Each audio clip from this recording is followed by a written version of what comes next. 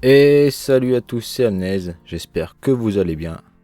Moi pour ma part ça, nickel. Du coup aujourd'hui, petite vidéo un peu spéciale. Donc ça sera sur les Odotomachus rixosus. Donc je vais vous expliquer directement, j'ai un petit problème.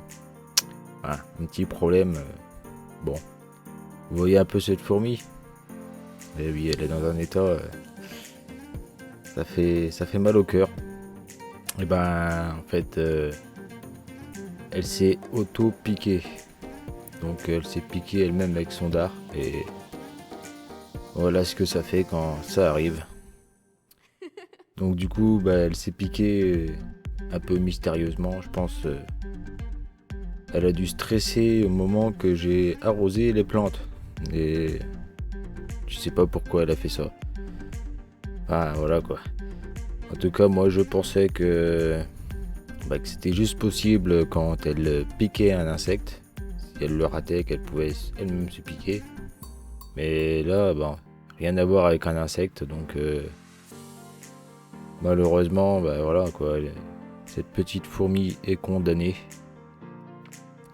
Elle ne va pas survivre très très longtemps. Vous voyez là, elle n'a déjà plus la capacité de servir de ses pattes.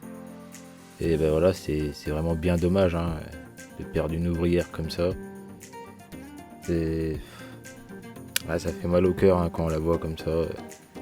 Là, je l'ai retrouvée, elle était derrière ce petit bout de bois là.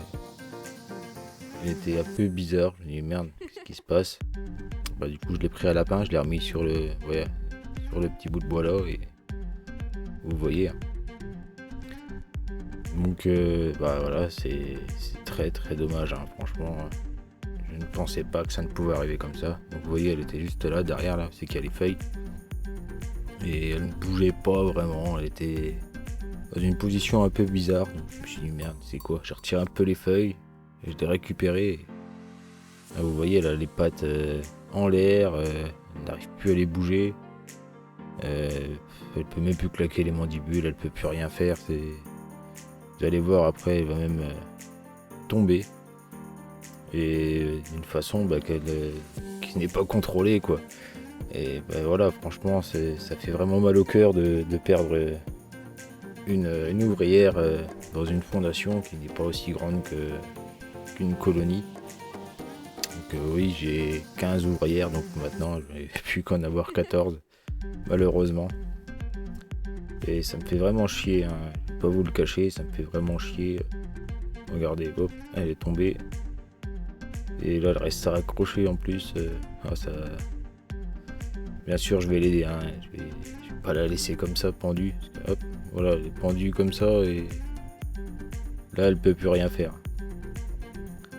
Ah, putain, ça fait chier quand même. Hein. Je vais pas vous le cacher, ça m'embête vraiment. Même si voilà, ce n'est qu'une ouvrière, hein. C'est pas la reine, mais quand même. Bon, vous voyez, là, il y en a une deuxième là qui se balade et elle qui est en pleine forme. Hein.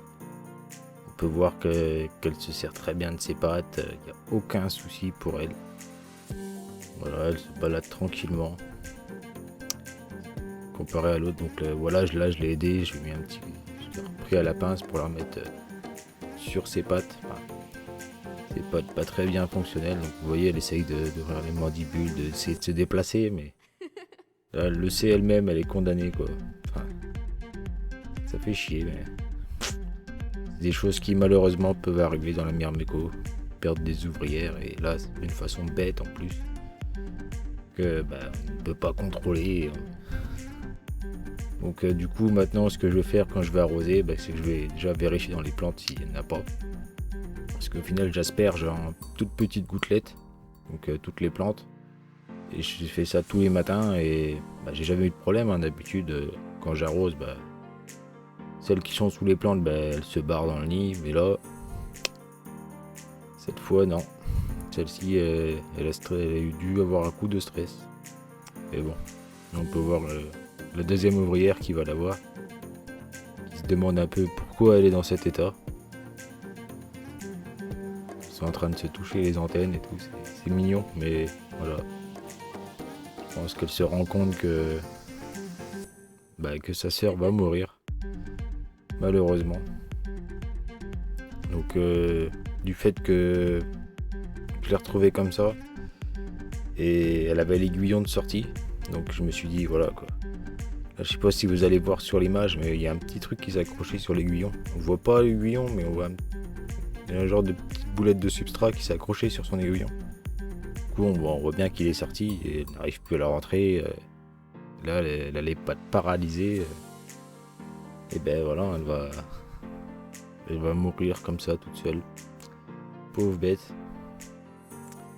Donc voilà, bon, c'était une petite vidéo pour vous montrer un petit peu ce qui peut arriver chez ce genre d'espèces, donc les ponérines. Donc c'est pour ça déjà qu'il ne faut pas mettre de proie vivante à des petites fondations ou même à des ginseals, parce que elle pourrait très bien s'auto-piquer. Et c'est comme ça que ça finit, hein. Même si chez nous elle nous pique, ça nous fait mal, ok, et ça passe au final.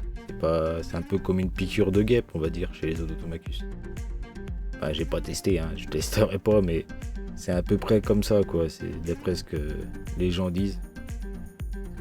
Oui, c'est assez douloureux, mais nous, ça nous fait pas grand chose au final. Le corps, il se défend. Alors que elles, leur corps, il est pas fait pour se défendre leur propre venin. C'est ça qui est dommage.